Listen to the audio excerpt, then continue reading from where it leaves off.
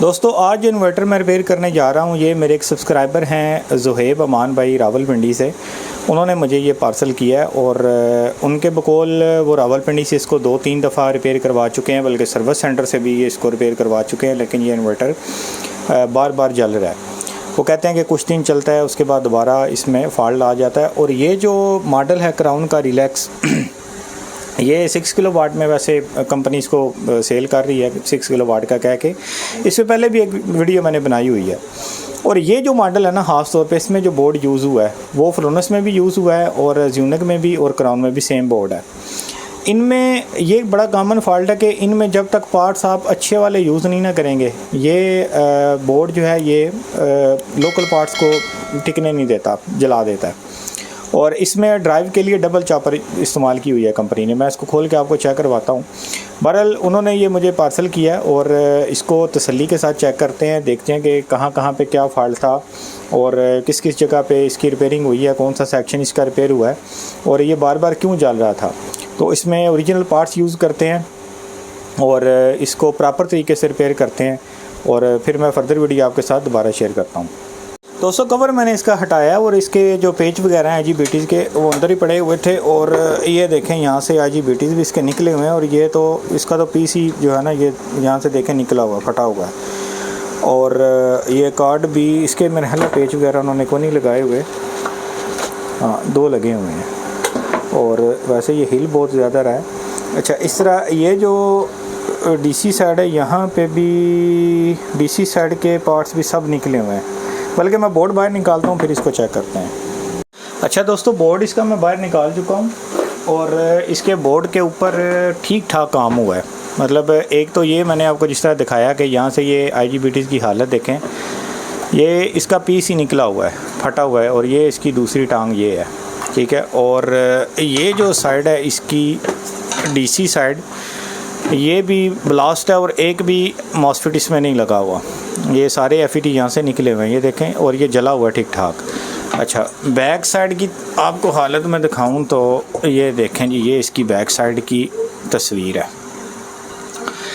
ये देखें यहाँ पे ये ब्लास्टिंग है इसकी, ये वाली। और 35-25 के ऊपर भी काम हुआ है। यहाँ पे रेजिस्टेंसें वगैरह नैनो फैरड सब चेंज हैं और ये बेस लगी हुई है नीचे और कपलर एक भी नहीं लगा हुआ और L43 निकले हुए हैं, हत्ता के साथ कैपेसिटर तक किसी ने उतार दिए हैं।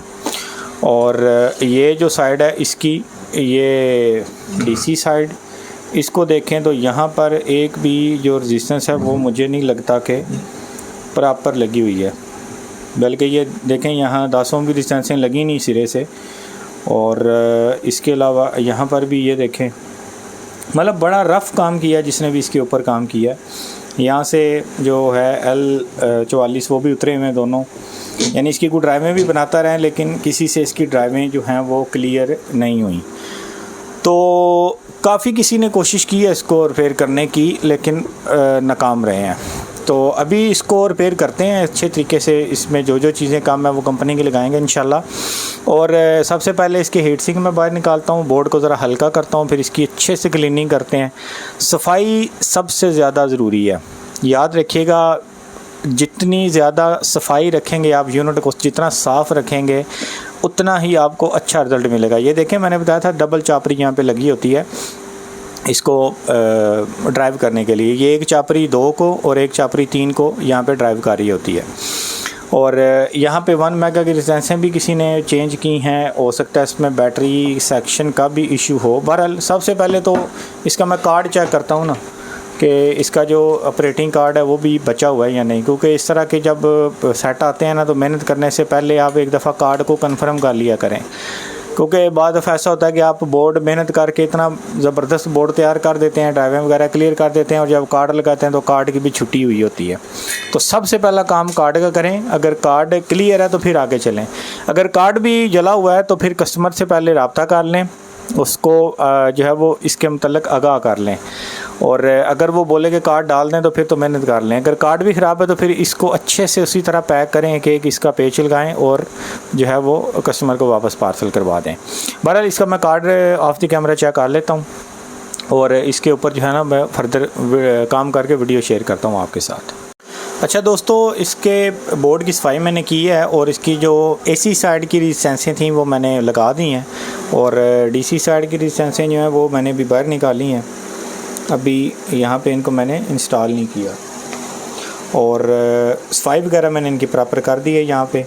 और यहाँ पे ये जब मैंने बैटरी के साथ लगा के इसका कार टेस्ट किया तो यहाँ पर जो 2655 और A1020 लगे हुए थे वो भी शॉर्ट थे, वो भी जले हुए थे।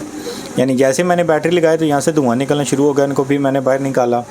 और यहाँ पर जो मोस्टली वैल्यूज़ लगी हुई थी, गलत नंबर यूज़ किया हुआ था किसी ने, और NF का ये जो कैपेसिटर लगे हुए हैं इनको मैंने सीधा कर दिया।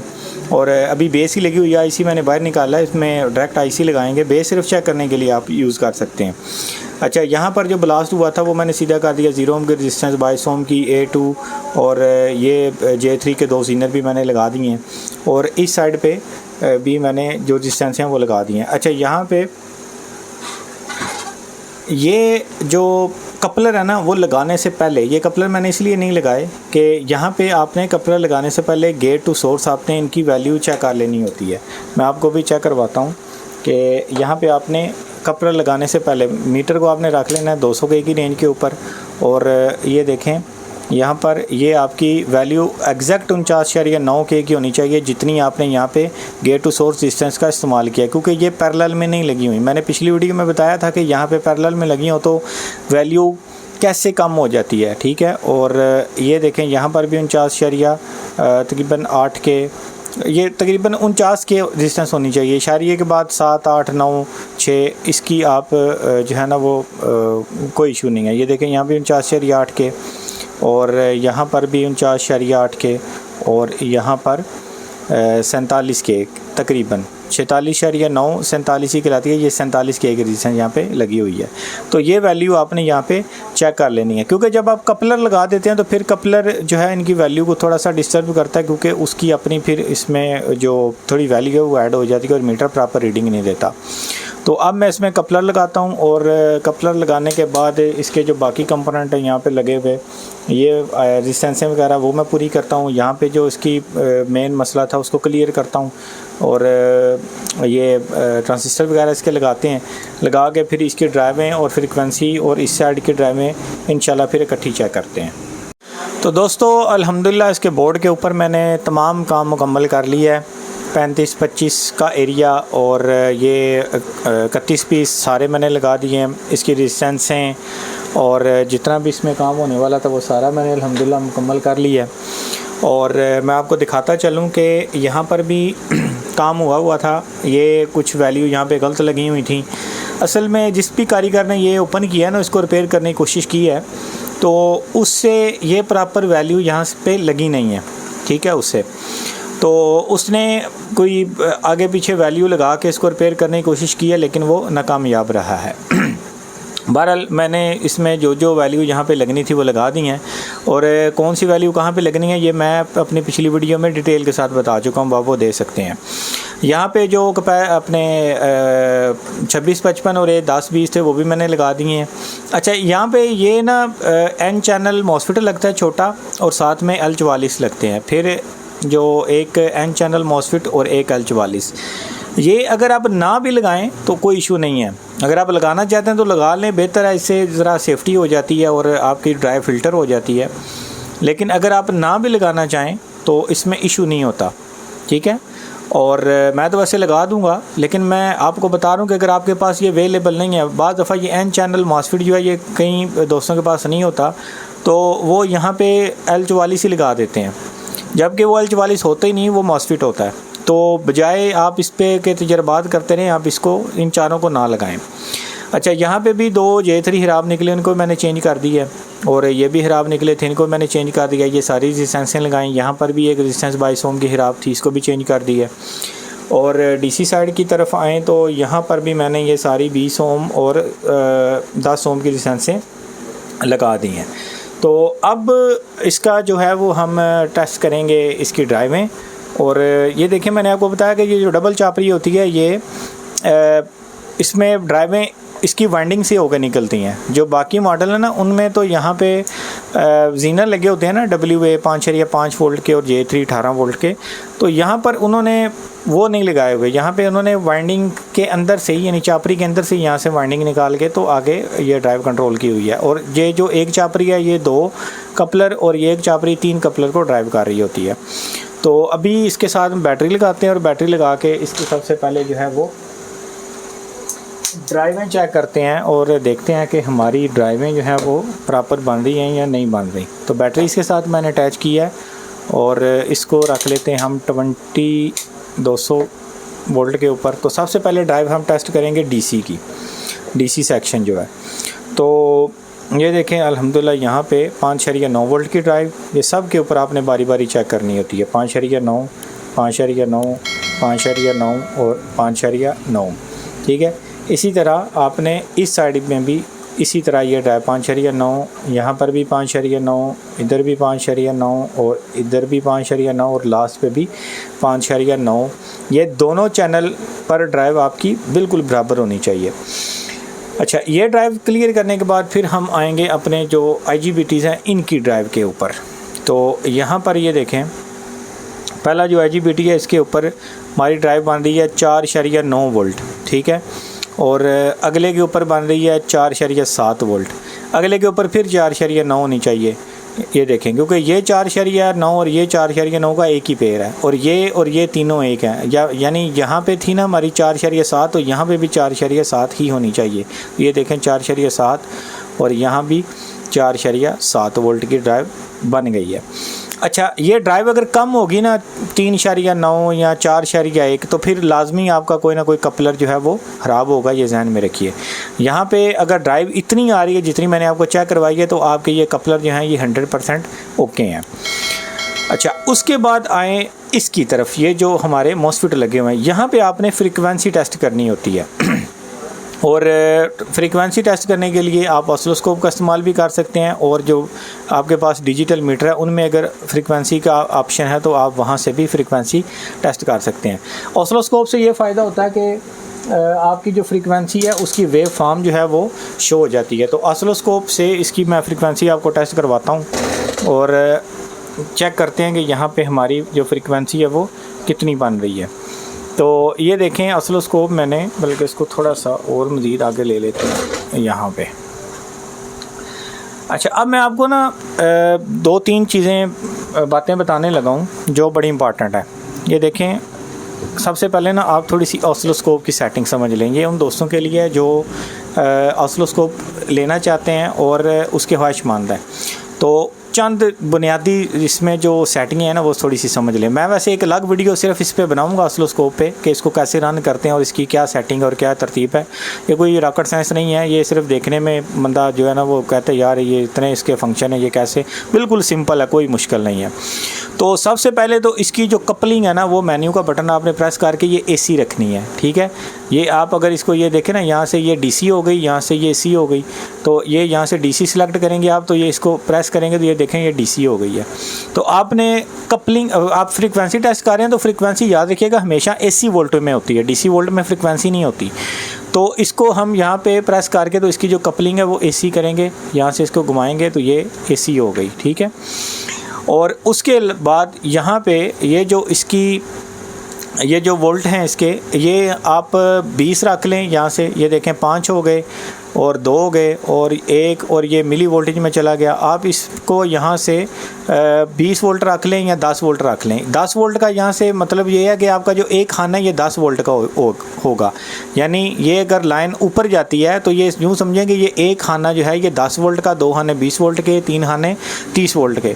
और अगर आप इसको बढ़ा लेंगे यहाँ, इसको यानी फ़र्ज़ करें कि 1 मिनट 50, हाँ।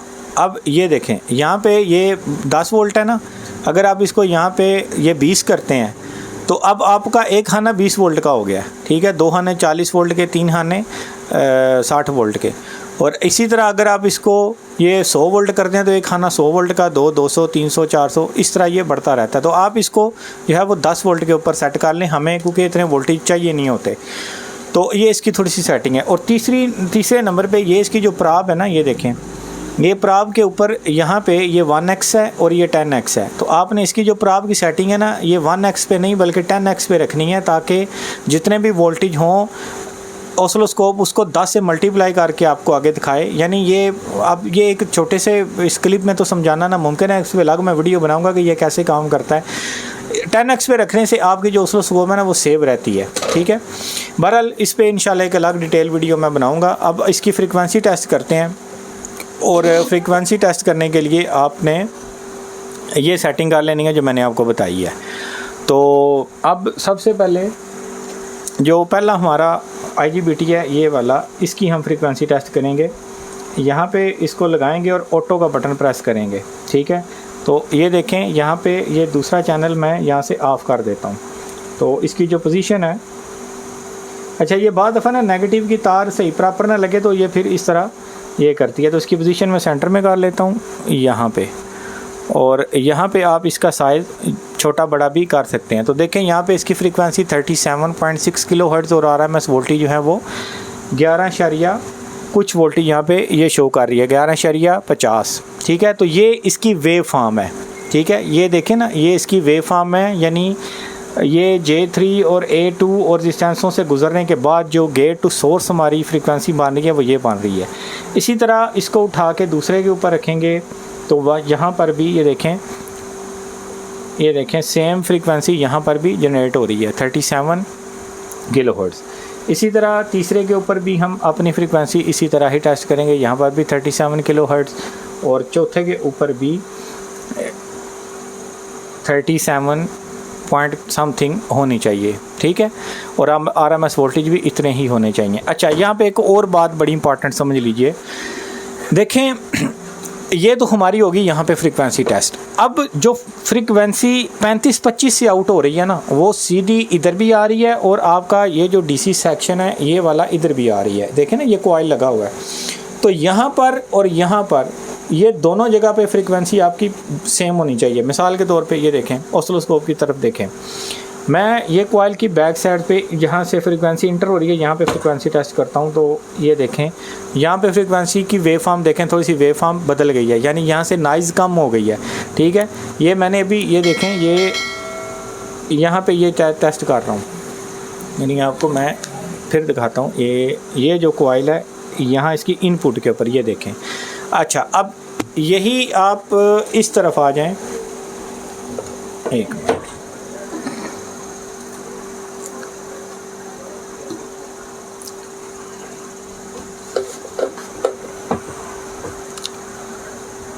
हाँ, अब ये मैं फ्रीक्वेंसी यहाँ पे टेस्ट करता हूँ, ये देखें।